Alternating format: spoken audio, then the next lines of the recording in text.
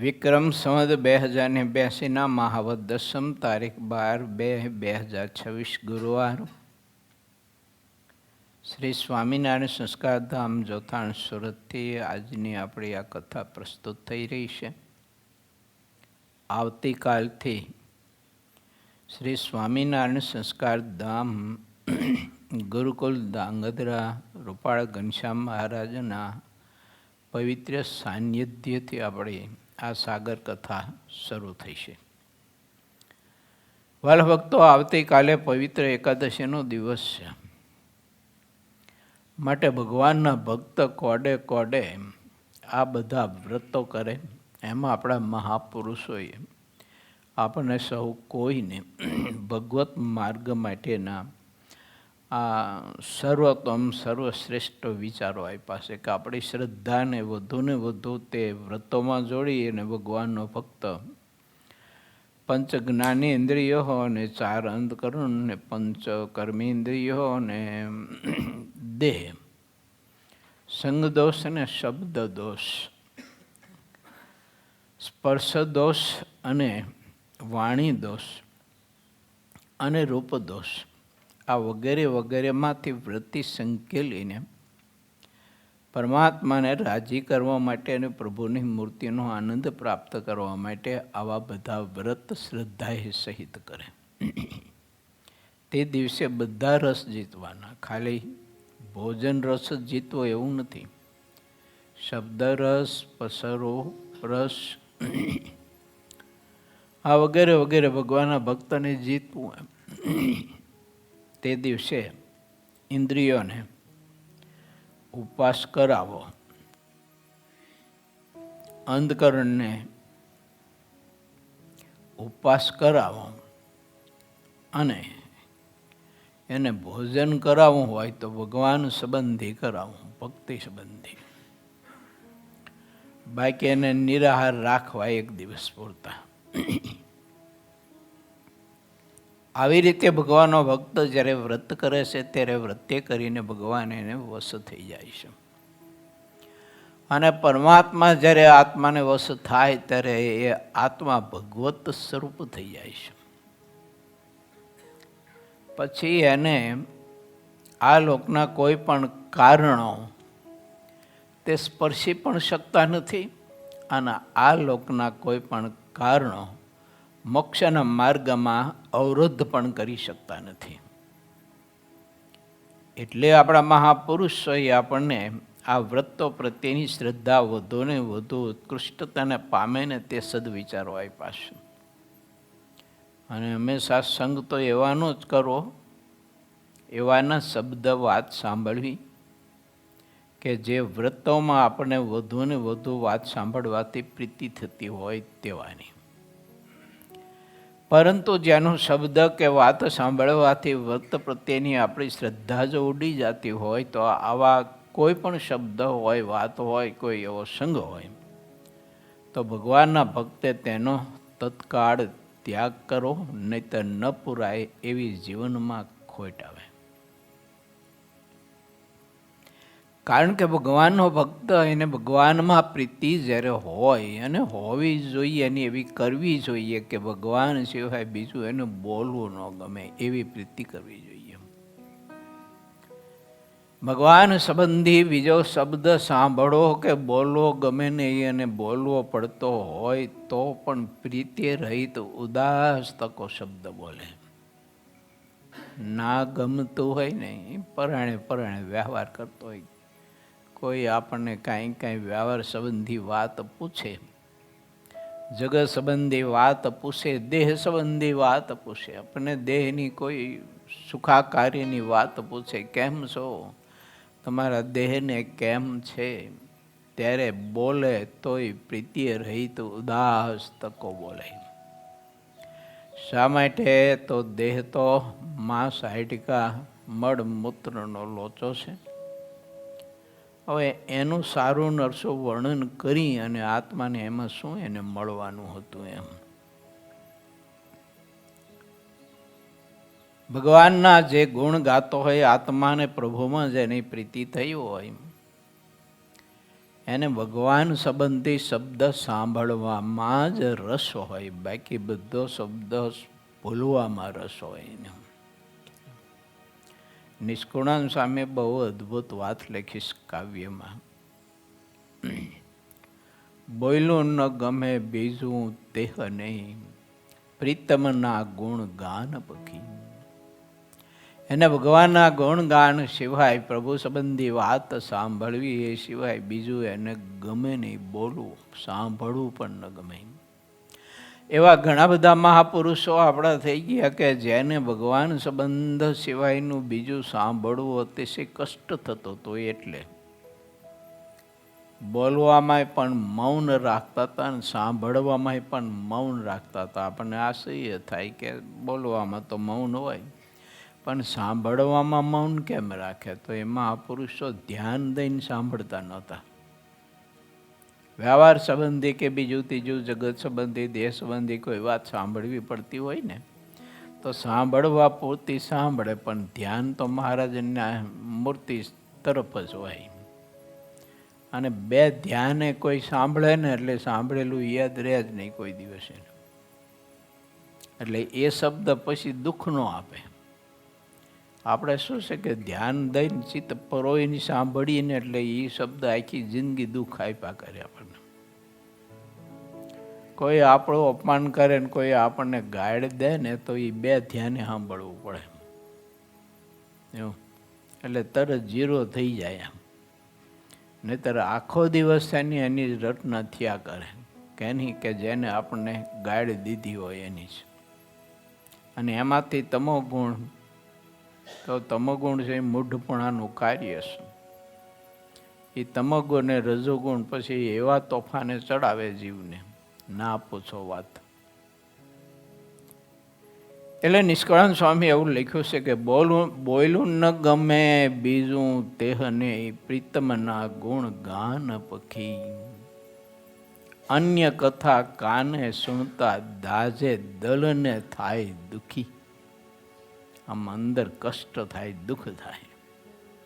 જેમ અગ્નિમાં હાથ નાખે અને માણસનો હાથ બળે અને દાઝે, એમ બીજો શબ્દ સાંભળવામાં એનું દિલ દાઝે, એને વેદના થાય, કષ્ટ થાય. કરે રે મારા મહારાજની મૂર્તિ સંબંધી સિવાયનો આવો મારે શબ્દ સાંભળવો પડ્યો, આવી વાત સાંભળવી પડી, આવી મજબૂરી ઊભી થઈ મારી.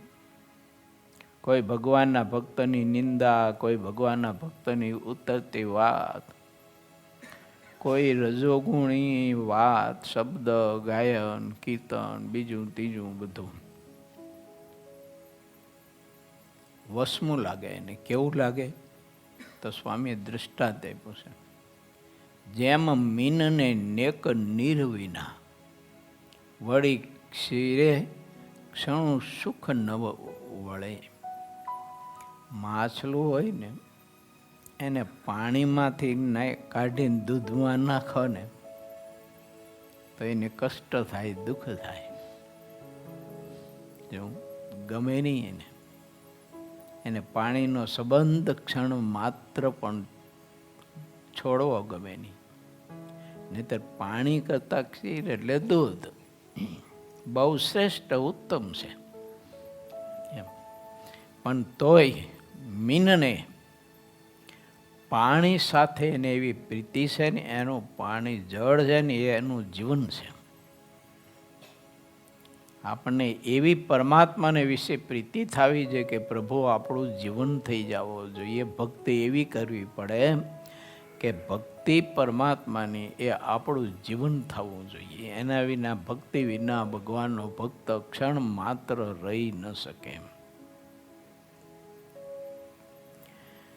જેમ મીનને નેક નીર વિના વળી ક્ષીરે ક્ષણું સુખ નવ વળે, તેમ પ્રેમી જનને પીયું વિના અન્ય ઉપાયે અંતર જળે. અંતરમાં વેદના, દુઃખ થાય પ્રભુના સંબંધ વિના. આપણે આવી પ્રીતિ કરીએ જેવી પ્રીતિ સપૈયા વાસીઓને અને અયોધ્યાવાસીઓએ ઘનશ્યામમાં કરી હતી, પ્રભુમાં પ્રીતિ કરી હતી.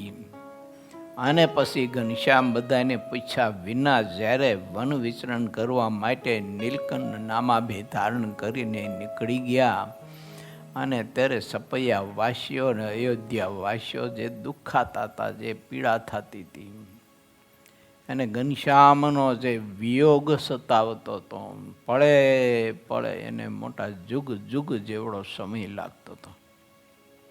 આવી એને પ્રીતિ હતી.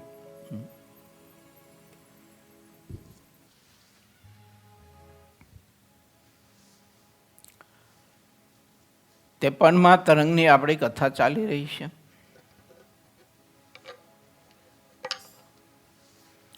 રામ પ્રતાપજી ભગવાન ઘનશ્યામ પાસે, પ્રભુ પાસે, અયોધ્યાને છપૈયા વાસીઓને પરમાત્મા પ્રત્યેનો જે પ્રેમ છે ને એની મીઠી મીઠી વાતો કરી રહ્યા છે કે ભાઈ ઘનશ્યામ, માયાજીતાનંદ સ્વામીની સાથે જ્યારે અમે અયોધ્યાથી નીકળ્યા ને ત્યારે અયોધ્યાવાસીઓ અને જેને જેને સમાચાર મળ્યા કે રામ પ્રતાપજીની ઈચ્છા, રામજી ગુજરાતમાં જઈ રહ્યા છે, અને આ માયાજીતાનંદ કરી અને કોઈ સંત છે તે સમાચાર લાવ્યા છે ઘનશ્યામના કે ઘનશ્યામ અહીંથી આપણો ત્યાગ કરી અને સૂતા મૂકીને નીકળી ગયેલા તે ગુજરાતમાં અત્યારે છે, ને ભગવાન લોકો એને માનીને, લાખો લોકો એને અનુસરીને એની ભક્તિ કરીને મહાસુખિયા થઈ રહ્યા છે ને તે ઘનશ્યામને મળવા અને તેનું દર્શન કરવા માટે જઈ રહ્યા છે ને ત્યારે એ અયોધ્યા વાસીઓ રામ પ્રતાપજી પાસે આવી અને બધા જ રામ પ્રતાપજીને ફરી વળ્યા હતા. હે રામ પ્રતાપજી, તમે ગુજરાત જાઓ છો ઘનશ્યામને મળવા, અને આ સંત સમાચાર લઈને આવ્યા છે, ઘનશ્યામનો પત્તો લાગ્યો કે એ ગુજરાતમાં છે.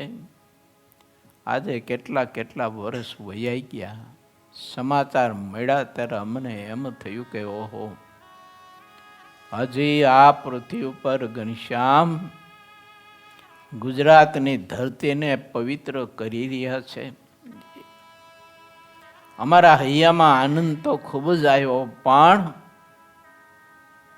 નાના નાના બાળકો જે ઘનશ્યામના બાલ મિત્રો હતા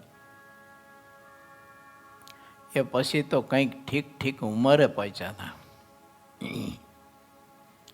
અને એને ઘનશ્યામ સાથે જે આનંદ પ્રાપ્ત કરવા માટેનો અવસર મળ્યો હતો ને એ કેવો ખબર છે તમને? એક દિવસે ઘનશ્યામે બધા બાળ મિત્રોને કહ્યું, નારાયણ સરોવરમાં સ્નાન કરી અને કિનારે બધા બેઠા હતા, ત્યારે ઘનશ્યામે કહ્યું કે મિત્રો, નંદરામ, વેણી, માધવ, તમારે બોલો, જેને જે કંઈ ફળ જમવા હોય ને સંકલ્પ કરો તો બધા ફળ તમને જમાડું. હે ઘનશ્યામ, મારે તો સરસ મજાના સંતરા જમવા છે, કોઈ કે મોસંબી જમવી છે, કોઈ કે રસદાર મોટા મોટા સરસ મજાના જાંબુ જમવા છે.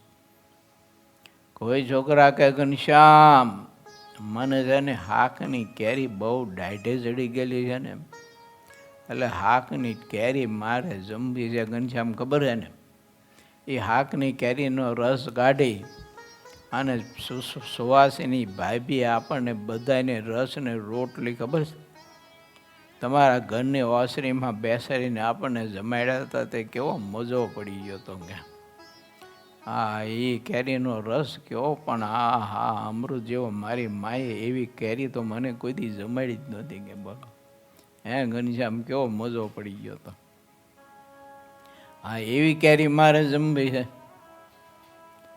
ઘનશ્યામ બીજા મિત્રની સામું જોવે ત્યારે એ કહે કે ઘનશ્યામ, મારે તો સરસ મજાની સાકર જેવી મીઠી સ્વાદિષ્ટ હોય ને એવી સાકર ટેટી જમવી છે. પણ હે ઘનશ્યામ, આ બધું તું જમાડીશ ક્યારે? ક્યાંથી લાવીશ? ક્યાંથી? ઘનશ્યામ કે તમારે પાડા પાડીનું શું કામ છે? દૂધનું કામ છે ને સંકલ્પ કરો ને એલા. જેને જે ફળ જમવા હોય તે કોઈ ફણસના ને કોઈ મહુડાના ને કોઈ તરબૂચના ને કોઈ પપૈયાના, જેને જેવી રુચિ જેવા ફળની એવા ફળ જમવા માટેનો સંકલ્પ કર્યો. ને ઘનશ્યામ પછી બધી પોતાની બાળ મિત્ર મંડળીને લઈ અને પછી એક મહુડાનો વૃક્ષ નીચે આવ્યા.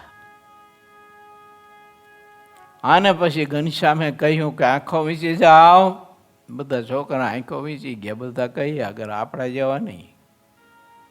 જો કીધા પછી કદાચ આવે તો કથા પૂરી થઈ જાય, પૈસા આવે. પંક્તિ વખતે એવું હોય આપણે. બધા નેત્રો વીંચી ગયા. ઘનશ્યામ કે ઉગાડો. બધા નેત્ર ઉગાડ્યા. હલો અધરજો. તે છોકરા બધા આમ અધરજો. ઓલા મહુડાની ડાળ સાથે તરબૂચ મોટા મોટા આવડા તરબૂચ લપડે મોટા 20-20 કિલોના. ગપ્પા નથી મારતો, લખેલું છે એવું. અત્યારે ટાઢો પર છે એટલે કથા થાય એવું ન માનતા. મોટા મોટા પોપૈયા, નારંગી મોટી મોટી જબરી, સંતરા, ટેટી, તરબૂચ, સફરજન, કેળાની લૂંગુ, એક જ ઝાડવો. બોલો, એક જ ઝાડવાની બધી ડાળે જુદા જુદા બધા ફળ. અને એવા પછી ઓલો પવન વાતો હોય ને, એટલે પવનની લહેરે ઓલી ડારો લહેરાતી હોય ને, તો ઓલા તરબૂચ તો મોટા મોટા ખરા ને, તો આમ નામ બધા છે ને લહેરાય. તો ઓલા છોકરાને મોકને એમને બીક લાગતી, તો આમ કરતા કે પડશે તો શું થાય છે.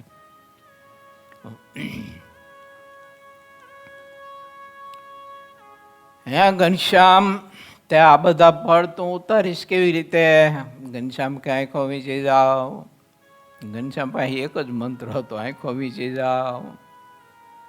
છોકરા આંખો વીંચી ગયા. કોઈ આમ જોયા કરે ઉગાડીને. અમુક છોકરા હોય ને એવા આડવી તરફ. પછી કે આંખો ખોલો. આંખો ખોલી તા તો ઘનશ્યામે છે ને લાંબો હાથ કરીને બેઠા બેઠા, બોલો 6-7 વર્ષનો છોકરો લાંબો હાથ કરી તે મહુડાની ડાળ સાથે ઓલું તરબૂચ લબડતું હતું ને, તે તરબૂચ પકડ્યું આમ. હા, એટલું મોટું તરબૂચ. અને આમ ઘનશ્યામે આમ હાથ લાંબો કરી અને હથેળીને આંગળા પહોળા કર્યા ને, તે તરબૂચને આમ પકડ્યું. તે છોકરા તો આશ્ચર્ય પામી ગયા. અમુકની આંખો ફાટી રહી, ડુંગળીને ડડાને જેમ.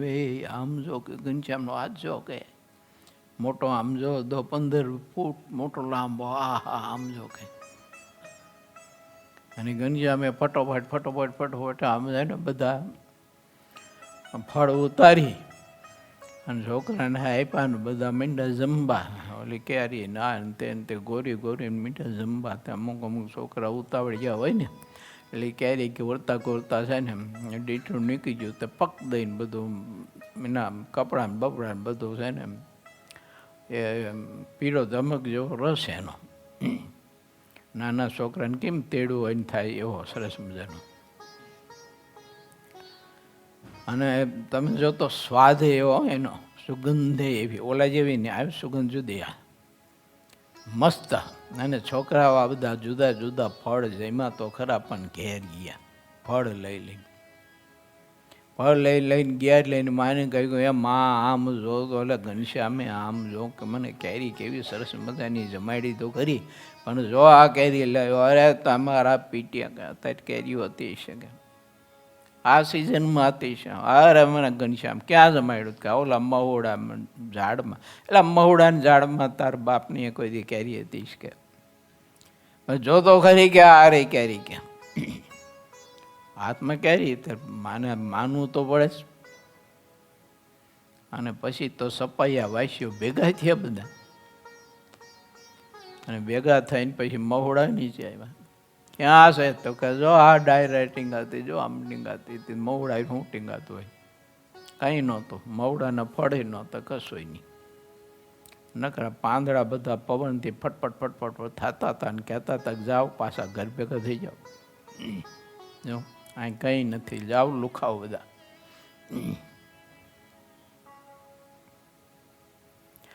આવો ઘનશ્યામે આનંદ આપેલો અને તે આનંદ બાળકોને ભૂલાય કેમ કહો છે. મહારાજે વચનાવતમાં દૃષ્ટાંત આપ્યું છે કે પહેલાં સારા સારા મેવા મીઠાઈ ખાધા હોય અને પછી જેવું તેવું અનાજ ખાવા મળે ને ત્યારે હાથમાં એ ખોડિયો અનાજ ન લે ને ત્યારે ઓલો બધો મેવા મીઠાઈ એની યાદ આવે કે હું પહેલાં આવા મેવા મીઠાઈ ખાતો હતો અને અરે રે અત્યારે આ ગરીબાએ મને ભરડો લીધો અને આવું જેવું તેવું અનાજ ખાઉં છું.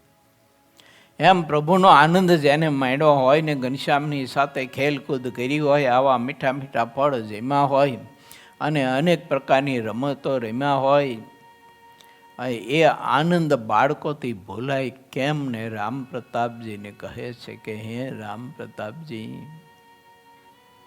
તમે તો ગુજરાતમાં જાઓ છો ત્યારે એ ઘનશ્યામનું દર્શન તો તમને તો થાય છે, પણ અમારા સમાચાર તો આવજો કે ઓલા તમારા મિત્ર વેણીરામ ને માધવ ને તમને બહુ યાદ કરે છે અને જ્યારે યાદ કરે ત્યારે બિચારા ધ્રુસકું મૂકી મૂકીને રડી પડે છે.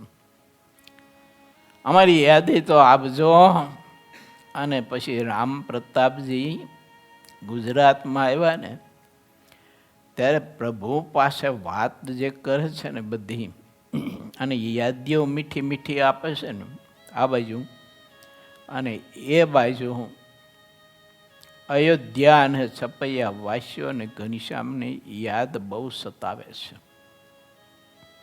કે રામ પ્રતાપથી તો ગુજરાતી ગયા, ગુજરાત તો બહુ છેટું. એ વખતે તો એક રાજ્યમાંથી એક રાજ્યમાં જવું ને, અથવા તો નાના ગામડામાં રહેતા હોય ને અને અહીંયાથી બાજુમાં સિટી નાનું હોય ને તો એ સિટીમાં જવાનું હોય ને તેને વિદેશ જેવું લાગતું.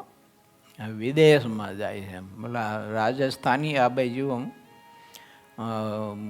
કંઈક કામકાજ કરવા માટે આવે ને, કોઈ રસોઈનું હું તો આવું તેવું, તો એને ઘરના બધા વડાવા જતા. બોલો આ વિદેશમાં જાય છે. હવે રાજસ્થાનથી ગુજરાતમાં આવતા હોય મજૂરી કરવા, પણ ભાવ હતો એવો લોકોને. એ બહુ આશ્ચર્ય હતું, કારણ કે ગામ બારું બિચારાને નીકળવા ક્યાંય મળતું નહીં કોઈ દિવસ. એક સમય એવો હતો એમ. ત્યારે આ બધા અયોધ્યા વાસીઓને ઘનશ્યામની યાદી આવે છે કે આવો આનંદ જ્યારે ઘનશ્યામે આપ્યો છે, પ્રેમ આપ્યો છે, ભૂલાતો નથી. અને માયાજીતાનંદ સ્વામી રામ પ્રતાપજીના બધા અયોધ્યા વાસીઓ પાસે ઘનશ્યામની મૂર્તિનું ખૂબ વર્ણન કરેલું કે રામ પ્રતાપજી સાંભળો અયોધ્યા વાસીઓ, એ ઘનશ્યામ તો સરસ મજાના પોતાના ભક્તોએ અર્પણ કરેલા આભૂષણો અને વસ્ત્રો ધારણ કરી, માથે સરસ મજાની પાગ બાંધી હોય, સરસ મજાના વસ્ત્રો જરિયા ધારણ કર્યા હોય, અનેક પ્રકારના સોનાના કિંમતી આભૂષણો અને પુષ્પના વિવિધ પ્રકારના હાર પહેર્યા હોય, માળાઓ પહેરી હોય, ગજરા તોરા ભક્તોએ ઘનશ્યામને પહેરાવ્યા હોય, ધરાવ્યા હોય.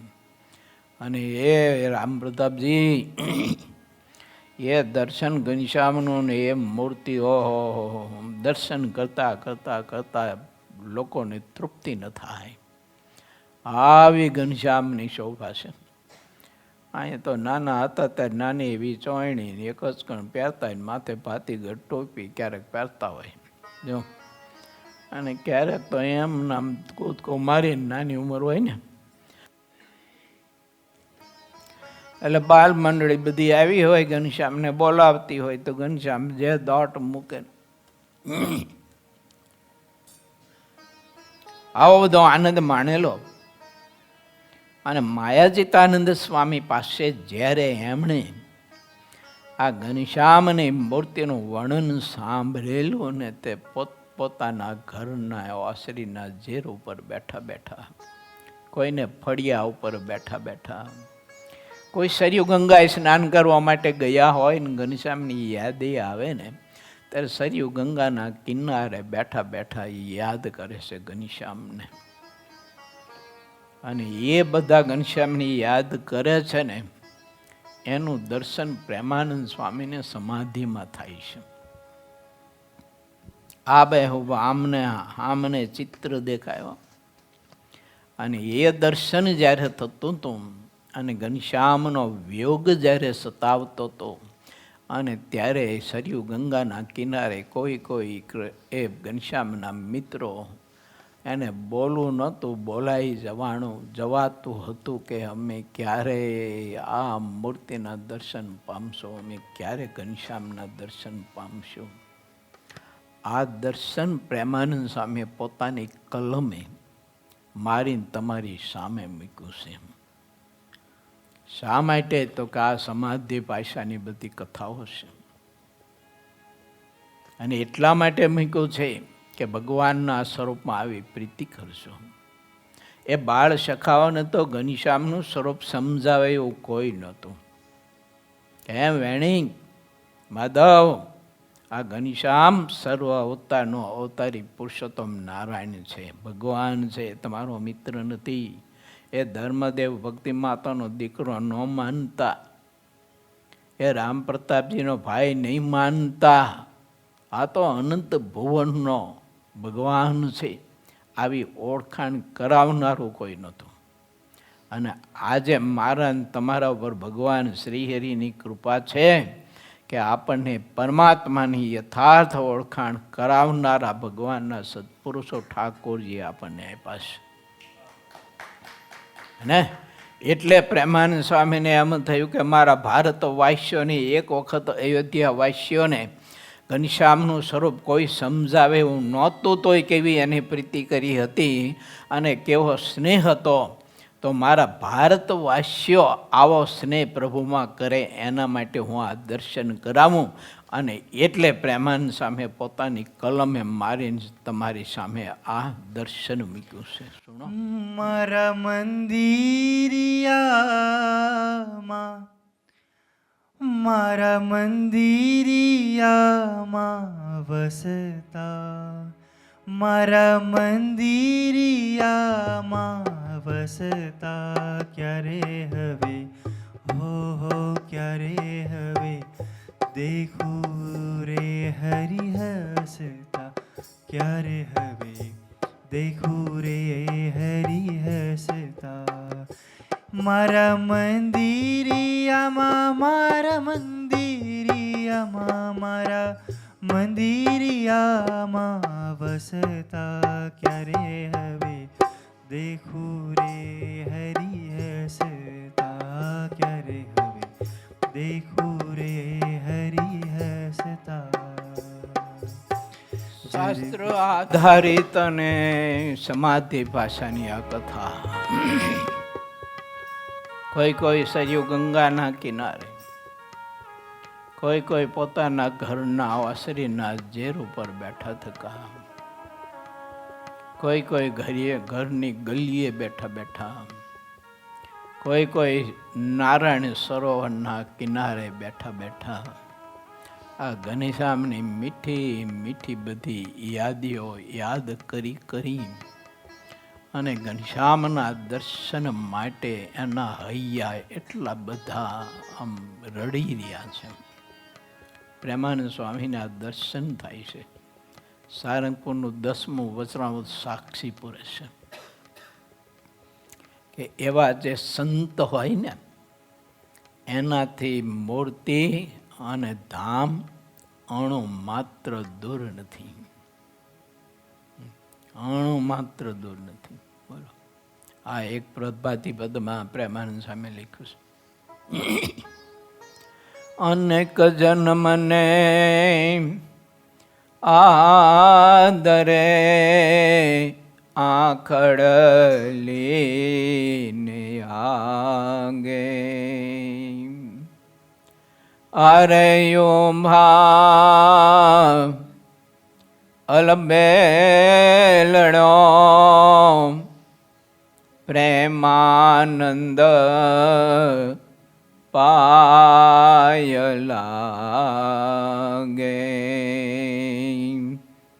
પ્રેમાનંદ પાય લાગે.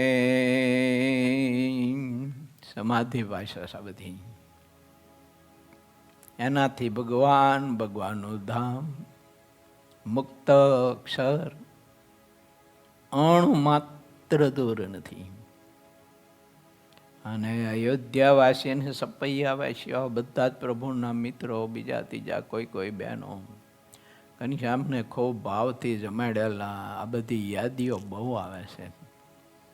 વચલા ગાળામાં થોડુંક ભૂલી ગયા છે, પણ માયાજીતાનંદ સ્વામી ગયા ને તે બધી પાછું બધાને જગાડેલું. તો બહુ યાદી આવે છે.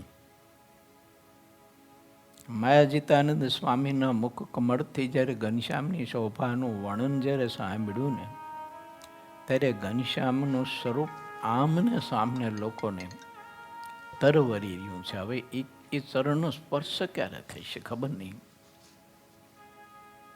અમારા ઘરના આંગણામાં ખેલકૂદ કરતા હતા, નાની નાની પગલીઓ પાડીને તીર્થત્વ આપતા હતા, પણ આજે સમજાય છે. તે દિવસે તો કાંઈ ખબર નહીં, સમજાતું નહોતું. નહીતર તો એ ચરણને મસ્તક ઉપરને છાતીએ ધારી લીધા હોય તે દિવસે. પણ હવે તે ચરણ કમળ કે દિવસે છાતી ઉપર લગાવવા અને મસ્તક ઉપર ધારવા માટે મળશે.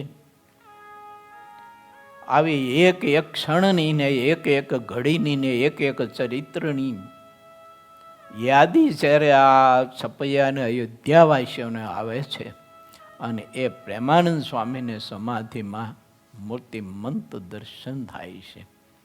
અને એટલે અયોધ્યાવાસીઓ ઘનશ્યામના દર્શને ઝંખે છે. કેવા સ્વરૂપના દર્શને ઝંખે છે, બહુ અદ્ભુત વાત છે. ઝરકસિયા જામા પહેરીને, ઝરકસિયા જામા પહેરીને, ગૂંઠેરે ટોકરી કસતા. ઝરકસિયા જામા પહેરીને, ઝરકસિયા જામા પહેરીને, ગૂંઠેરે ટોકરી કસતા. હો ગૂંઠેરે ટોકરી કસતા. ક્યારે હવે, ક્યારે હવે દેખું રે હરી હસતા. મારા મંદિરિયામાં વસતા. મારા મંદિરિયામાં વસતા. ક્યારે હવે દેખું રે હરી હસતા. ક્યારે હવે દેખું રે હરી હસતા.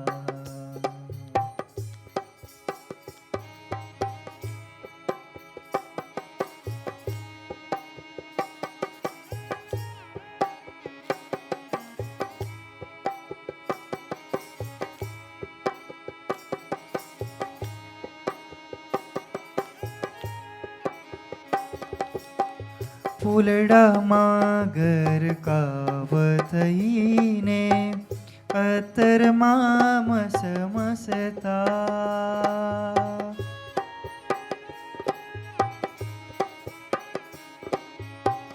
ફૂલડામાં ગરકાવ થઈને, અત્તરમાં મસમસતા.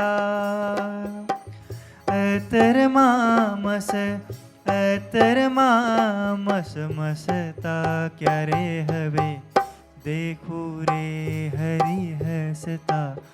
ક્યારે હવે દેખું રે હરી હસતા. મારા મંદિરિયામાં વસતા. મારા મંદિરિયામાં વસતા. ક્યારે હવે દેખું રે હરી હસતા. ક્યારે હવે દેખું રે હરી હસતા.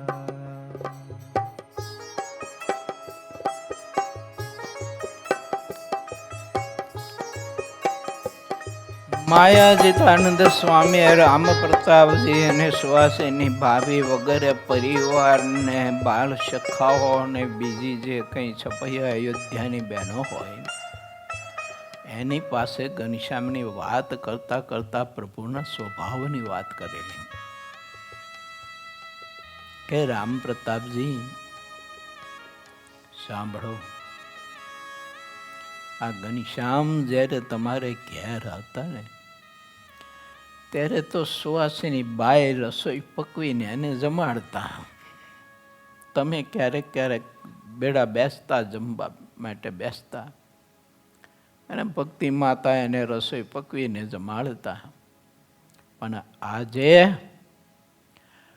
માયાજીતાનંદ સ્વામી એમ કહે છે કે આજે રામ પ્રતાપજી એ તમારા ભાઈ ઘનશ્યામ એના ભેળા રહેલા ઘણા બધા જ પરમહંસો મુનિવરો ભક્તો એના માટે પોતે જાતે રસોઈ પકવી અને રસોઈ એને પીરસીને ભાવથી જમાડે ને ત્યારે માયાજીતાનંદ સ્વામી એમ કહે કે રામ પ્રતાપજી એમનું પીરસેલું ભોજન હું ખૂબ જમ્યો છું.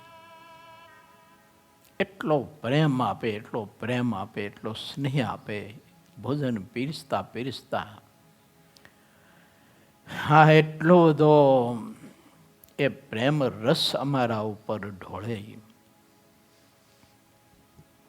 આ ઘનશ્યામ તમારા ભાઈ, આવો ભગવાન, આ બધું વર્ણન કરેલું ને એટલે એ લોકોને સામે તરવરે છે કે વિશાળ પંક્તિ પડી હોય અને એ પંક્તિમાં પ્રભુ પીરસતા હોય ખેસની ભેટ વારીને.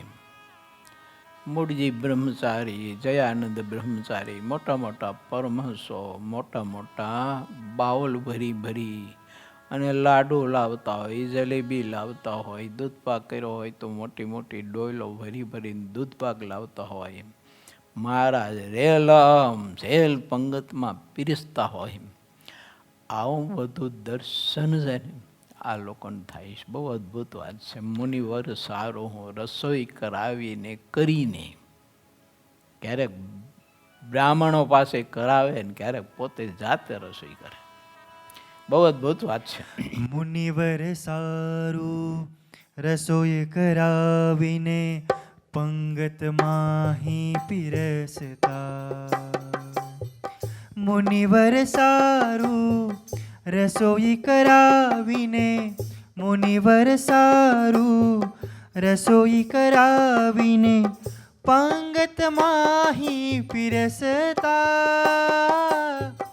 પંગતમાં પીરસતા. ક્યારે હવે દેખું રે હરિ હસતા. મારા હો મારા મંદિરિયામાં, મારા મંદિરિયામાં વસતા હે, મારા મંદિરિયામાં વસતા. ક્યારે હવે દેખું રે હરિ હસતા. ક્યારે હવે દેખું રે હરિ હસતા.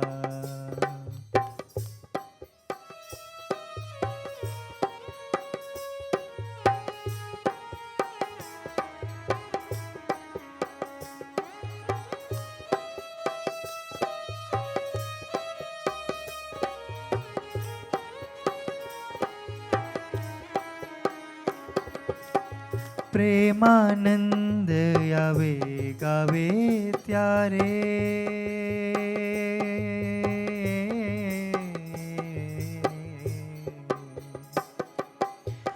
પ્રેમાનંદ આગે ગાયે ત્યારે આવે ઓરાયો રાખસતા. પ્રેમાનંદ આગે ગાય ત્યારે, પ્રેમાનંદ આગે ગાય ત્યારે આવે યોરા યોરા, આવે યોરા યોરા હસતા. ક્યારે હવે દેખું રે હરિ હસતા. મારા મંદિરિયામાં, મારા મંદિરિયામાં વસતા હે મારા મંદિરિયામાં વસતા ક્યારે હવે દેખું રે હરી હસતા ક્યારે હવે દેખું રે હવે દેખું રે હરી હસતા. સમાધિ ભાષાની દ્વિઅર્થી કથા છે. એક બાજુ પ્રેમાનંદ સ્વામી ભગવાન શ્રી હરિનો જે આનંદ માણેલો ને પ્રેમ માણેલો એ કથા છે, અને એક બાજુ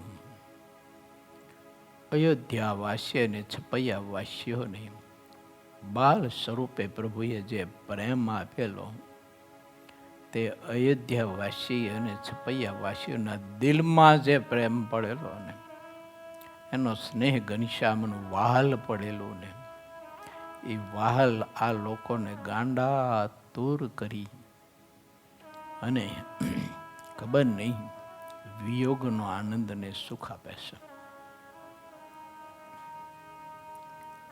આવી બધી વાતો રામ પ્રતાપજીએ ભગવાન પાસે કરી છે કે પ્રભુ ઘનશ્યામ ભાઈ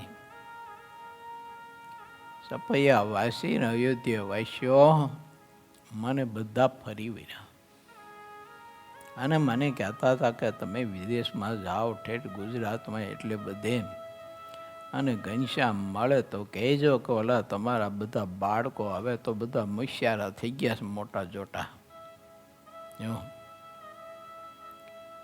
હા, અને જે બાયો હતી એ તો વિચારી કોઈ ગઈઢી બુઢી થઈ જઈ હવે તો, પણ એને યાદ કરો છો કે નથી કરતા એટલું તો પૂછશો, યાદી તો આપજો. આ બધી યાદી આપતાના અંતે પછી રામ પ્રતાપજી પોતાના કુટુંબનો પરિચય આપતા કહેશે કે હે પ્રભુ ઘનશ્યામ, જો મારે છે ને 3 પુત્રો છે દીકરા, એમાં મોટા નંદરામ છે અને પછી નિપુણ ઠાકોર રામ છે અને નાનો અયોધ્યા પ્રસાદ છે. તેમાં નંદરામ છે ને બહુ જ ઘણા સાધુ સ્વભાવના, તે મોટા છે છતાં પણ કોઈ 2 શબ્દ કહે તો તેને સહન કરી લે છે. મારે તમારે શીખવા જેવું ખરું કે નહીં? આ તમે બધા હરિભક્તો બેઠા છો અથવા જે સાંભળે છે એ બધા પરિવારમાં તમે મોટા કહેવાતા હો તો પણ કોઈ 2 શબ્દ કદાચ અણસમજણી કરીને કહે ને તો ધીરજતા રાખજો, સાંભળી લેજો. પણ ઘરમાં ઝઘડા થાય ને એવી વાણી ન બોલતા. સાધુ સ્વભાવના છે. એને તો ઘનશ્યામ મળ્યા જ નહોતા. ઘનશ્યામ ઘર છોડી નીકળી ગયા પછી બધા એના જન્મ થયા છે. પણ નંદરામ એવા સાધુ સ્વભાવના છે. તો આપણે શીખવું જોઈએ. ગ્રસ્ત હોય તો ગ્રસ્ત માત્રે સાધુ સ્વભાવ કેળવવો પડે. ઘણા બધા એના ઘરમાં છે ને અમુકની વાણી જેવી હોય છે ને તે દુખિયારા બહુ હોય છે. પુત્ર વધુ, દીકરાઓ, બાપને કહી શકાય નહીં, બાપનો સ્વભાવ એવો, એની વાણી એવી વેખરી આવે અને એવું બોલતા હોય કાનના કીડા ખરી જાય. એવું શીખજો. ઘરમાં એકાદ બીજાની ખૂબ જ મર્યાદા રાખજો, મહિમા સમજજો, સ્વભાવને વશ થઈ અને જેને તેને ખોટી વઢવેડો ન કરતા, ગાયડો ન દેતા, ઊંચા સાથે બોલતા નહીં. બાજુના ઘરમાં કોઈ રહેતા હોય તોય એને તો ન સંભળાવવું જોઈએ, પણ આપણી ઘરની દિવાલને સંભળાવવું ન પડે. સાધુ સ્વભાવ કેળવજો. આમાં બેઠા છે એની વાત કરું છું, સાંભળે છે બધાની. જેનો આવો સ્વભાવ હોય સુધારીએ. ઘણા બધાની તકલીફ હોય છે. કે હરિભગત મારી પાસે આવેલા 2-5 મહિને આપણા જન્મમંગલ મહોત્સવ પહેલાંની વાત છે. મને કે હું કંટાળી ગયો છું, મારે બે બાજુ તકલીફ છે, હોળી વચ્ચે હોપારી મેં શું વળી. તો મને કે મારો બાપો કોઈ સમજતો નથી ને મારી પત્નીને નોક દેવાની ગાળો દે, મારી પત્નીની હાજરીમાં મને ન બોલવાનું બોલે. મારી પત્ની કે મને તો ખબર નહોતી, હું તો આ ઘરને સંસ્કારી માનીને આવી હતી. તારો બાપ કે આટલો બધો અકળ સ્વભાવનો મને ખબર નહીં, મને તેમ હતું કે સાધુ સ્વભાવનો મને સસરો મળશે. આવી ઘણી બધી કોઈની દીકરીઓ અપેક્ષા રાખીને સસરાને ઘેર આવી હોય છે કે મને એવા સાસુ મળશે, કૌશલ્યા જેવા, દશરથ જેવા, કે ભક્તિ માતા જેવા, કે ધર્મદેવ જેવા સસરા મળશે, આવી અપેક્ષા લઈને આવ્યા હોય છે. આદર્શ સતગ્રસ્તાશ્રમના આ સદવિચારો, આ કથા અંતર્ગત સિદ્ધાનંદ સ્વામી પોતે સમજાવે છે આપણને. નંદરામ સાધુ સ્વભાવના હતા, તો આપણે થાવું કથા સાંભળવી અને અમલીકરણ કરવું, સ્વભાવો સુધારવા. કોઈ હરિભગત ઘરમાં આવી વેખરી વાણી બોલતા હો તો સુધારજો એલા, ને તો બધું ભોગવવું પડશે. આપણે હરિભગત હોય એટલે પછી માટીના થઈ ગયા એવું ન માનતા.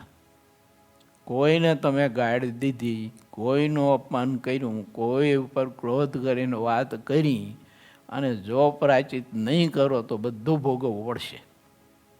એવું પછી આપણે સત્સંગી હરિભગત છીએ એટલે આપણે ન ભોગવવું પડે એવું ન માનતા. ત્યાં મને આવી બધી વાત કરેલી એની સમજા. મને કે મારો બાપો કોઈ રીતે સમજતો નથી, મારે કહેવું કેમ. મારી પત્ની મને કહ્યા કરે કે તમે બાપુજીને કંઈ કહેતા નથી. મેં તો બાપુજીને આવા ધાર્યા નહોતા. મને તો એમ હતું કે બાપુજી તો એ સાધુ જેવો સ્વભાવ હોય છે, નિર્બળ હોય છે, તે બાપુજીની હું તો સેવા કરીને આશીર્વાદ લઈશ. પણ હવે આમાં આશીર્વાદની અપેક્ષા કંઈ દેખાતી નથી. અને હવારમાં જાગતા બગડાટી બોલાવી નાખે. ઘણા બધા એના આવા સ્વભાવ હોય છે. વિચારવું એટલે દીકરા દીકરીઓ યુવાન થયા હોય, બધું સમજતા હોય, ન સમજતા એવું નથી હોતું. તો મને કે આનો ઉપાય શું કરવો? મેં કીધું આનો ઉપાય એક જ છે, તારા બાપા અહીંયા આવે તો થોડીક વાત કરું, અને એમ કતાય જો સમજે તો ઘરમાં શાંતિ થાય. અને કે જોઈશું પછી હવે કે અહીંયા આવે તો સારું, પણ કે હવે એ અઘરો વિષય છે. ઓકળ સ્વભાવ ના હોય ને સંત પાસે ન જાય, બીક લાગતી હોય ને, કે જઈશું ને એટલે સીધો પ્રહાર થાય છે આપણા ઉપર જ. માન તો ખાંચી ખાંચીને ભર્યું હોય. હા, હું કથા કરું છું, સંભળાય છે ને બધાને, કે પછી નથી સંભળાતી તો વાંધો નહીં. પછી સમજાય છે ખરી એમ? અરે વાહ, ધન્યવાદ પ્રવીણ દાદાને, ધન્યવાદ. એમને નકર અવાજ કર્યો, તમે ન બોલ્યા એટલે નહીં સમજાય એવું લાગે છે મને. હજી તમારે બગડાટી બોલાવી લાગે છે હે ને? એટલે આવું ન કરતા, સાધુ સ્વભાવના થઈ જાઓ. ઘરમાં અવાજ છે ન થવો જોઈએ. એટલે અમે 35નું મંડળ છે સંતોનું. બધું લોહી જુદું જુદું. તમારે ઘરમાં બધું લોહી એક ભેગું થયું હોય. એવું એક ખાબોચિયામાં બધા થયા હોય. અહીં તો બધું જુદું જુદું લોહી હોય તો અમારે ક્યારેય ઊંચા હાથે બોલવાનું આવે નહીં કોઈ દિવસ. એવું 35-36 જણા ભેગા રહીશ અમે. માટે વિચારજો, સમજજો, કથાને સાંભળજો ને સમજજો, અમલીકરણ કરજો, સ્વભાવ સુધારજો. બહુ અદ્ભુત વાત છે. રામ પ્રતાપજી કહે છો, સાંભળો. તે સાધુ સ્વભાવના, તે કોઈની સાથે ક્યારેય ઝઘડો નથી કરતા. બોલો, ઊંચા હાથે બોલે જ નહીં. ઝઘડો જ નહીં. અમારા ઘરમાં કોઈ દિવસ ઝઘડો જ ન થાય. અને આપણા ઘરમાં ઝઘડા વગરનો દિવસ ન જાય. હાવ સાચું કહેજો. લો હાલો તો આજ તો થોડુંક ગાડી થોડીક બીજી દિશામાં જાય છે. તમારા કોઈના ઘરમાં તમે 2 માણા બાંધતા ન હોય, છોકરાઓ અને સાંભળતા એવા ઊંચી આંગળી કરો, ન સાંભળતા એવા ન કરી શકે. બાકી તો ઝઘડતા જ હોય, બાજતા જ હોય એકાદે બીજા. ઓલો કે હારી કુતરી જેવી કે આ કે હારા ડાગ્યા જેવો, ત્યાંથી ભટકાણો સાણે જેવો મને. આમ બધું હાલતું હોય. જો આપણે બાઇક સાડી કે નહીં, હવે સંકલ્પ ન કરવા પાછા બીજા રાત લેવાના. ભગવાન શ્રી હરિની કેવી કૃપા, કેવો સ્વભાવ નંદરામજીનો. કોઈ દી ઝઘડો કરતા નથી, ઊંચા હાથે બોલતા નથી, અને ઝઘડવા માટે તો ડરે છે. બોલો બીક લાગે નંદરામને, બોલે નહીં કાંઈ. તેનામાં ખાવું પીવું કે કપડાં વગેરેની ક્યારેય લોલુપતા નથી દેખાતી. જેવું મળ્યું હોય જેવું કપડું અને જેવું ભોજન મળ્યું હોય ને એ જમી લેવાનું. અને આપણે તો ડાયર થોડીક ઠરી જઈ હોય તો આપણે ગરમ થઈ જાય. આવી ઠરેલી ડાયર તો હું ઠરીને છાનો માનો બેસ ને. જો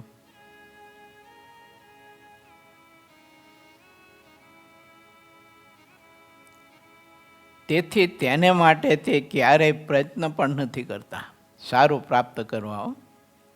સહેજ જ મળે તેમાં આનંદ માને છે. ક્યારેય કોઈની વાતને ઓછી વધુ કે આગી પાછી કરવાનો સ્વભાવ જ નથી. સદા આનંદમાં રહે. ઘણા બધાને આ હોય, એ મસાલાની ફેક્ટરી જ હોય એ પોતે જ. જો હા, એટલે એના અહીંયામાં બધા મસાલા ભર્યા હોય. એક વાત કોઈ પાસે આવે, કોઈની વાત આવે તો એટલા મસાલા અંદર ભેરવી અને પછી ધમધમાટ વાતને બનાવી દે, સસલાનો સિંહ ઊભો કરી દે.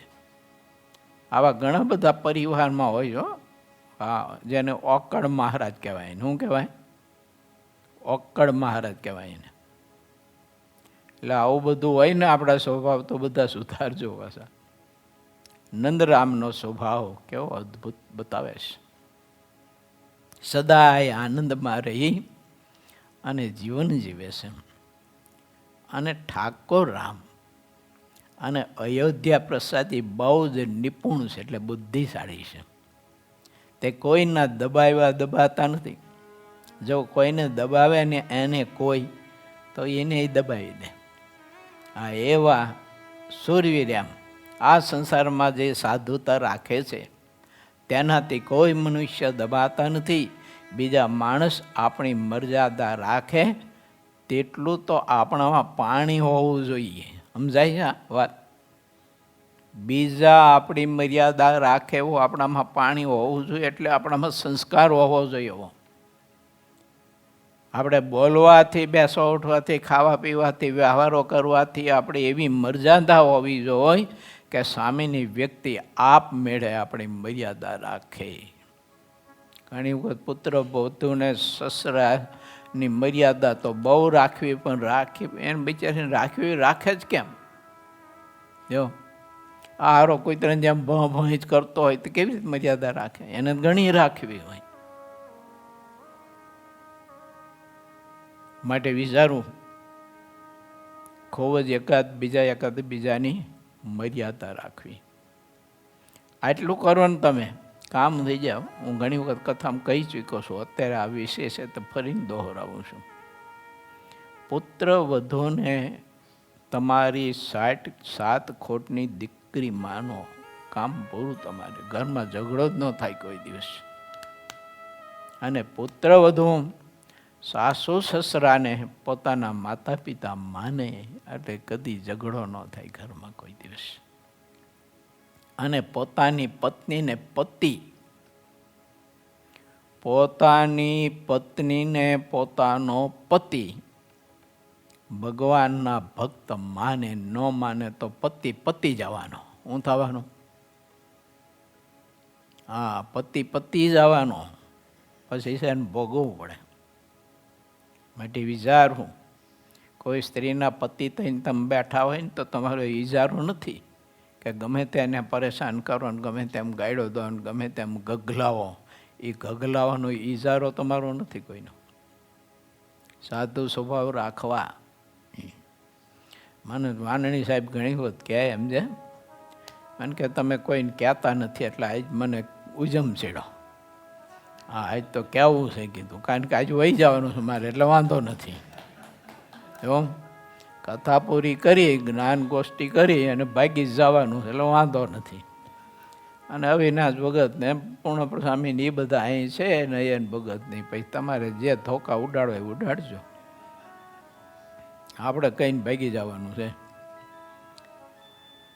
ત્યારે શ્રીહરિએ કહ્યું કે તે બેમાં વધારે બુદ્ધિમાન કોણ છે?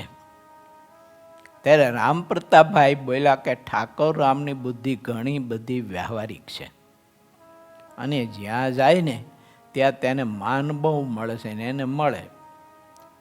આપણે જેવા મૂર્ખા હોય ને શું મળે માન? જ્યારે આટલી વાત કરી રહ્યા ને ત્યારે શ્રીહરિએ હેતથી કહ્યું કે હવે મોટા ભાઈને ઈચ્છા રામજીની ભેળો ઉતારો આપો, વ્યવસ્થા કરો. ત્યારે માયાજીતાનંદ સ્વામી બોલ્યા, સાંભળજો, આ બધા મુક્તોની કથા છે ને એ થોડેક સમજવા માટે પ્રયત્ન કરો, પછી એના સ્વભાવ એવા હતા એવું ન સમજી લેવું. અહીં થોડીક ગલત વાત સમજતા નહીં, સમજવા માટે પ્રયત્ન કરજો, વાંચીને તમારી પાસે મૂકું છું. ત્યારે માયાજીતાનંદ સ્વામી બોલ્યા કે સિંહ અને બકરી ક્યારેય ભેગા ભળે નહીં, તે સાવધાની રાખવી પડે પ્રભુ. તે સાંભળીને શ્રીહરિ જાણી ગયા અને ઉતારો પછી બંનેનો જુદો કરાયો. શેની વાત?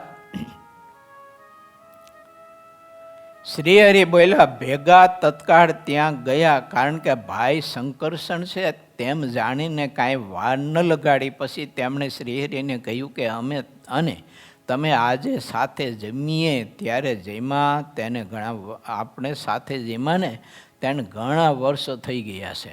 જે હેત છૂટી ગયું હતું તે હવે તાજું થયું છે. તેમણે પોતાના દેશની જે રસોઈ બનાવી હતી ને તે થાળમાં ધરી શ્રીહરિને જુદા થાળમાં પીશું. બંને ભાઈ જમવા લાગ્યા. ત્યારે મુક્તાનંદ સ્વામી હાર્દિક મોટેરા 5 સંતો શ્રીહરિના આ ચરિત્રને જોવા માટે આવ્યા. કેમ જે આવું ચરિત્ર તેમણે પહેલાં કોઈ દિવસ દેખ્યું નહોતું. એ બાર અવસ્થામાં ભાઈ બધા ભેગા ભેળીને જમતા હોય એ તો દર્શન ન થયું હોય ને. જ્યારે સાંજનો સમય થયો ત્યારે શ્રીહરિ મંચ ઉપર આવીને બેઠા. સંતો અને વર્ણી જે હરિભક્તો હતા તે બધા સભામાં આવીને બેઠા. સંતોની સભાની આગળ બંને ભાઈ મોટાના 2 આસન કરાવ્યા હતા ને, એ 2 ભાઈ માટે મોટા આસન, તેના ઉપર આવીને ઈચ્છારામભાઈ પહેલાં બેઠા. શ્રીહરિને પગે લાગીને એક આસન ઉપર બેઠા. પછી રામ પ્રતાપજી આવ્યા. તે તેમણે મંચ ઉપર બેસવાનું મનમાં ધાર્યું, તેથી ત્યાં જવા માટે જ્યારે એક પગ ઊંચો ઉપાડ્યો ત્યારે ઈચ્છારામજીએ રામ પ્રતાપજીનો એક પગ પકડ્યો અને મંચ ઉપર ચડવા દીધા નહીં. પછી જમીન ઉપર જે ગાદી મૂકેલી હતી ને તેના ઉપર તેમને બેસાડ્યા અને કહ્યું કે તમે અને હું બંને ભાઈ મનુષ્ય છીએ, આપણે ભગવાન નથી, એટલે ઊંચા આસને ભગવાન પાસે ન બેસાય, ભાઈ હેઠા બેસો. એ સપાઈની વાત જુદી હતી બધી કે એવું. હા, એટલે આટલો વિવેક આપણે જોઈએ એમ. અને મહારાજ રામ પ્રતાપજી ભાઈનો સ્વભાવ થોડોક જાણતા હતા. આમ તો ધર્મદેવે કહ્યું હતું રામ પ્રતાપજીને કે શરીર છોડતી વખતે કે બેટા રામ, મને તારી થોડીક બીક લાગે છે, એટલે તું છે ને તારા ક્રોધનો સંકોચ કરશે, નહીંતર ઘનશ્યામ છે ને ઘર છોડીને વયા જાય છે, રહેશે નહીં. થોડો ક્રોધી સ્વભાવ. તે ધર્મદેવે કહેલું કે ક્રોધનો સંકોચ કરશો. આપણે ક્રોધનો સંકોચ કરવો, વાતમાં તપી ન જાઉં.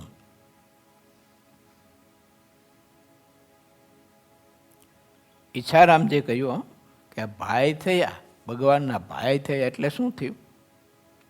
આપણે તો ઘર સંસારમાં ખૂંતી રહ્યા છીએ, વળી જિંદગીભર સ્ત્રીની સાથે દ્રઢપણે વળગી રહ્યા છીએ. આપણે તો દીકરા દીકરી ધન સગા સંબંધીઓની સાથે લપટાઈને રહ્યા છીએ.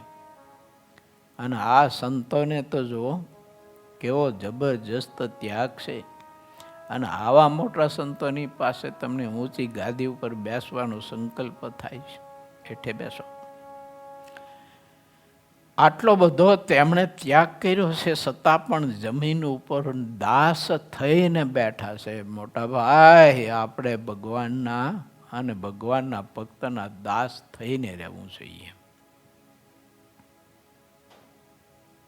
આપણા ભાઈ તો સર્વથી સર્વશ્રેષ્ઠ અધિક સર્વોપરી તત્વ છે અને સર્વથી સર્વ અધિક સર્વોપરી પરમાત્મા છે. માટે મોટા ભાઈ, આપણે મર્યાદા હવે ભાઈ તરીકે નહીં, ભગવાન તરીકે રાખવાની. અને આ સંતોને તમે કોઈ કમ ન સમજતા, બધા અક્ષરધામના મુક્ત પુરુષો છે. અદ્ભુત મજાની કથા છે ને, વિવેક શીખવે છે આપણને. ભગવાન ગમે તે મોટાઈ આપે ને આપણને, પણ આપણે દાસપણું ન મૂકવું. મારે તમારે બહુ ધ્યાન રાખવા જેવું છે સત્સંગમાં. કેમ કે આ સત્સંગનો પ્રતાપ એવો છે. આ સત્સંગ તો ચિંતામણીને કલ્પ વૃક્ષ જેવો છે. આપણે થોડીક આરાધના કરીએ ને તો આપણે બહુ મોટો પાપી દેવો છે આ સત્સંગ. તમે તો બધા સુગ્ન પુરુષો છો, એટલે તમારે તો આવું અનુસંધાન હોય, પણ મારી વાત હું તો કરું છું. આ સત્સંગે મારા જેવા એક અબુદ્ધ અલ્પ જીવને પણ આટલી કેટલી મોટો પાપી છે. અને હવે મારા જેવો મૂર્ખ જાણી જોઈને જો થાય અને દાસત્વ પણ જો ભૂલી જાય તો ઠાકોરજીને કેટલા અંશે ગમે મારે વિચારવું જોઈએ. સત્સંગનો પ્રતાપ એવો છે. આજ્ઞા જેવા જીવને પણ ઘણી બધી મોટો પાપી દે એવો આ સત્સંગ છે. આપણે જોઈએ છીએ કે ગામના પાદરે ઉકેડામાં ગાભા વીણતા હોય અથવા ફૂટી ગયેલી રકાબીના કાચના ટુકડા ગોતતા હોય અને એ લઈને આનંદ માણતા હોય, રમત કરતા હોય, એનું ભગવાન સ્વામિનારાયણ અથવા આવા પરમહંસે કાંડો પકડી અને એને લાખોનો ઉપદેશતા બનાવ્યો હોય, કથાકાર બનાવ્યો હોય. આ સત્સંગ કેવી મોટો પાપી દેશ જીવને. તો આ સત્સંગ જ્યારે આપણને આવી કોઈ પણ પ્રકારની મોટપ આપે ત્યારે દાસત્વપણું છૂટવું ન જોઈએ. હું દાસ છું મહારાજનો અને મહારાજના સંત ભક્ત એનો દાસ છું. ચાહે એટલી મોટો ભાઈ, ગમે તેટલી ધન સંપત્તિ આપી હોય ઠાકોરજી, પણ ભગવાનને ભગવાનના સંત ભક્ત પાસે તો આપણે દાસ થઈને જ રહેવું. આ બીજે બધે મોભા રાખવાના તમારે. જો આ ઓફિસોમાં બીજે ત્રીજે હગાન વાલામાં જાઓ ને તો બધો મોભો રાખવાનો. સારામાં સારા કિંમતીમાં કિંમતી 10 25 50 હજારના લાખ રૂપિયાના પેન્ટ શર્ટ પહેરવાના, ટાઈ બાય બાંધવાની ને ઇન્સર્ટ કરવાના, માથા બાથામાં તેલ બેલ હારી પડી નાખવાના, રેગાડા ઉતરે એટલા. અને ઓલા ફુવારાની તો આખી શીશી ખાલી કરી નાખવાની સાટી. ધમાટ ત્યાંથી નીકળ્યા હોય ને તમે, અને પછી ત્યાંથી નીકળ્યા વહી ગયા હોય ને તો 2 કલાક એ બજારમાં સુગંધ આવવી જોઈએ કે અહીંથી કોઈક નીકળ્યું તું સાંટીને. પણ બહાર જગત પાસે, જગતના જીવ પાસે, ભગવાનના ભક્ત પાસે તો જીરો થઈને દાસ થઈને રહો. મહારાજને રાજી કરવા હોય, મહારાજની મૂર્તિનું સુખ જો પ્રાપ્ત કરવું હોય, સતી દેહ મહારાજની મૂર્તિનો આનંદ જો આપણે પ્રાપ્ત કરવો હોય અને આનંદથી જો ભજન કરવું હોય તો મહારાજને મહારાજના સંત હરિભક્તના દાસના દાસ થઈને રહીએ. દાસન કો મેં દાસ હું, શ્રી હરિ કે સદાય હજુર, બ્રહ્માનંદ કી વિનંતી મોહે, નિમખ ન રખ્યો દૂર. આવા મોટા પુરુષ દાસના દાસ થઈને સત્સંગમાં રહ્યા છે, તો હું ને તમે કઈ વાડીના મૂરા? માટે વિચારો આલા ભક્તો, બહુ અદ્ભુત કથા છે. ઇતિ શ્રી સહજાનંદ સ્વામી શિષ્ય સિદ્ધાનંદ મુનિ વિચિત શ્રી હરિચરિત્રામૃત સાગરના ચતુર્વિશપુરમાં રામપતા ભાઈનું શ્રી હરિએ સ્વાગત કર્યું અને સાથે જઈમાં એ નામે 53મો તરંગ સમાપ્ત થયો. આ 53ના તરંગમાં આપણે 3 દિવસ સુધી કથા કરી. અને બહુ મજાના આનંદ આવે છે કે સિદ્ધાનંદ સ્વામીની કલમે છે અને કોઈ અદ્ભુત ખનિજ આપ્યું છે આપણને. આ ભક્તિનું, સત્સંગનું કોઈ અદ્ભુત છે. આવા શાસ્ત્રો વાંચવા, એટલે મોબાઈલમાં મત કરતા હો અને મોબાઈલમાં તમે જિંદગી બગાડો, આંખ બગાડો, વિચારો બગાડો, જીવન બગાડો અને પરિવાર બગાડો, એમાં શું હાથમાં આવે છે? તો 1 કલાક 2 કલાક મથો મોબાઈલમાં, એના કરતાં એકાદી કલાક આવું સાહિત્ય વાંચો. કેટલું પ્રાપ્ત થાય છે એમાં, કેટલી શક્તિ એમાંથી મળશે. ઓલામાં તો બધી શક્તિ ઉલટાની છે અને બધી ઝીરો થવાની. મારી વિનંતી છે, તમને સંભળાય તો, કાન હોય તો અને હૈયું હોય તો મોબાઈલનો ઉપયોગ છે ને જરૂર પૂરતો જ કરો. ચલચિત્રો જોઈશો નહીં, બીભત્સ ચિત્રો જોઈશો નહીં. અને એક વિનંતી કરી દઉં, તમારા મોબાઈલમાં તમે બંને દંપતી બાથમાં ભરીને ઊભા હોય એવા ફોટા ન મૂકો. અમુક હરિભગતના ફોન આવે ને એટલે અમે અટવાઈ જઈશ, બહુ તકલીફ થાય છે અમને. આ ન કહેવું પડે પણ આવું કહેવું પડે, શું કરું? અમુકના ફોન આવે તો હું તો પછી ના પાડી દઉં, એને ફોન બોન કંઈ ઉપાડવા નથી. એટલે આવું કરવાનું. ઠાકોરજીની મૂર્તિ રાખો, મહારાજનું જે સ્વરૂપ આપને પ્રિય હોય, ગમતું હોય, બેત હોય, પ્રીતિ હોય. જો આ નારાયણ મુનિ દેવનું સ્વરૂપ ગમતું હોય તે રાખો. મોબાઈલ જાય એટલે બધા નારાયણ મુનિ દેવના દર્શન થાય. રૂપાળા ઘનશ્યામ મહારાજ, વડતાલમાં હરિકૃષ્ણ મહારાજ, અમદાવાદમાં હરિકૃષ્ણ મહારાજ, ભુજમાં હરિકૃષ્ણ મહારાજ, ભુજના ઘનશ્યામ મહારાજ, બીજા ત્રીજા ઘનશ્યામ મહારાજ, જે આપણને સ્વરૂપ ગમતું હોય તે એ રાખવું. અથવા ગોપાળાનંદ સ્વામી, બ્રહ્માનંદ સ્વામી, મુક્તાનંદ સ્વામી, આવા કોઈ પરમહંસોના ફોટા રાખવા. તમે કોઈ મોબાઈલ કરો એટલે સીધા એને બ્રહ્માનંદ સ્વામીના કે ગોપાળાનંદ સ્વામીના દર્શન થાય.